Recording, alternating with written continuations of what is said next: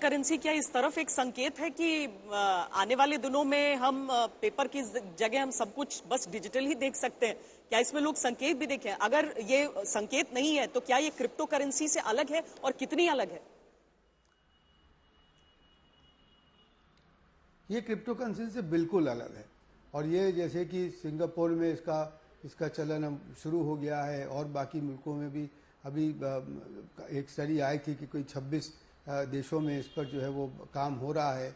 और वो ये है कि हम रफ्तार धीरे धीरे जो है वो सारे ही देश जो है वो डिजिटल करेंसी की तरफ बढ़ रहे हैं, क्योंकि इसमें ट्रांजैक्शन कॉस्ट बहुत कम हो जाती है। और इसमें यह है जो हमें रिजर्व करेंसी के लिए जो हमें खर्चा करना पड़ता है, जिसको सीनियरेज कहते हैं, जो डॉलर जैसे जो रिजर्व करेंसी उसका देश कमाता है, वो बहुत कम हो जाएगा।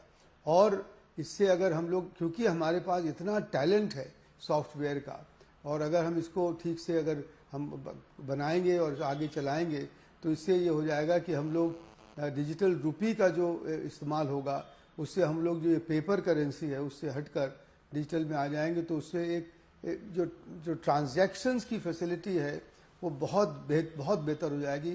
कहीं और दुनिया भर में जो इंटरनेशनल ट्रांजैक्शंस होंगे उसमें भी हमें काफ़ी सहूलियत होगी। मगर बिल्कुल फ़र्क है क्रिप्टो करेंसी से ये डिजिटल करेंसी, और एक समय पे आगे जाके कहीं पर इनमें कुछ समन्वय होगा तो वो आगे की बात है, वो देखा जाएगा। राजीव जी, आलोचना के एक और विषय खड़ा हो जाता है कि सवाल उठ रहे हैं कि पिछली बार कहा गया कि 2 करोड़ नौकरियां दी जाएंगी, इस बार और ज्यादा सड़कों पर हमने युवाओं को देखा रोजगार की चिंता में, और अब 60 लाख का वादा किया जा रहा है।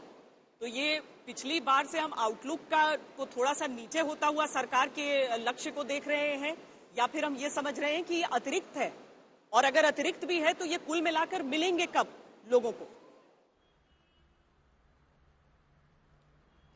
देखिए,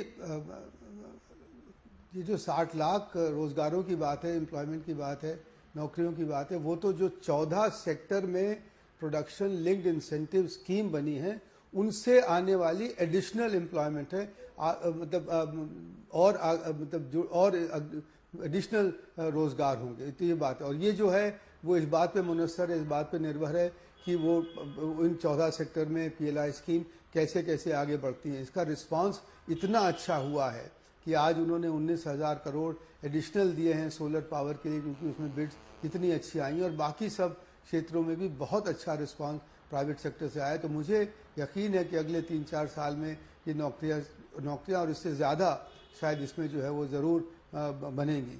मगर जो बाकी रोज़गार की बात है उसमें देखिए, इसको समझना बहुत ज़रूरी है कि जब इंफ्रास्ट्रक्चर पे पैसा खर्चा होता है तो उसका बहुत बड़ा एक मल्टीप्लायर इफेक्ट होता है। इंफ्रास्ट्रक्चर को बनाने में रोज़गार बनता है, फिर इंफ्रास्ट्रक्चर जब बेहतर हो जाता है तो उससे हमारी कंपनीज की कॉस्ट कम हो जाती हैं, लागत कम हो जाती है, जिससे कि वो अपना निर्यात बढ़ा सकते हैं, वो अपना उत्पादन बढ़ा सकते हैं, उसमें रोज़गार बढ़ता है। उसके बाद जो फिर हमारी जो इससे हमारी इंफ्रास्ट्रक्चर को बढ़ाने से जो हमारी मल्टी मोडल लॉजिस्टिक्स बनती हैं, उससे एक सीमलेस फैसिलिटी आती है, उससे भी रोज़गार बढ़ता है। तो दोनों सप्लाई साइड और डिमांड साइड, क्योंकि जब उसमें रोज़गार बढ़ते हैं तो जाहिर है कि उससे कंजम्पशन बढ़ता है, फिर उससे भी एक वर्चुअस साइकिल जो शुरू होती है, उससे रोज़गार बढ़ाने में हमें बहुत मदद मिलेगी और रोज़गार बढ़ेगा। मगर बात यही है कि रोज़गार बढ़ने से ही हम लोगों को जो हमारी इक्विटी की बात है, इक्विटेबल की बात है, उससे हमें उसमें कुछ सहायता मिल पाएगी। सिर्फ जैसा कहा जाता है। और फिर दूसरी चीज़, आपने इस बजट में देखा होगा कि शिक्षा क्षेत्र का जो एलोकेशन है, अनुदान है, वो 1 लाख करोड़ से अब ज़्यादा कर दिया गया है। तो उससे भी हम लोगों को जो है वो रोज़गार के काबिल बनाने में हम लोगों को मदद मिलेगा।